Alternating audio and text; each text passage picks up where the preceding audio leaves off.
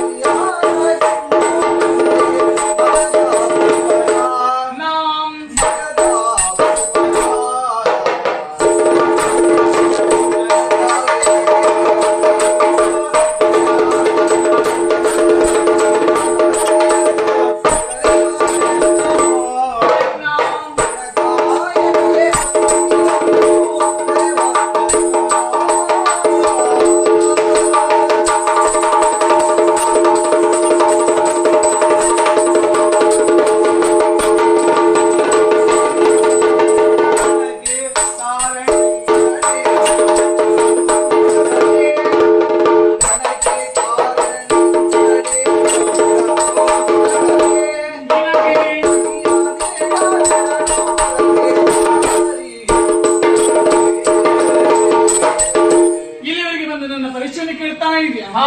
ಹೆಸರು ಆಸ್ತಿ ಎಂಬುದಾಗಿ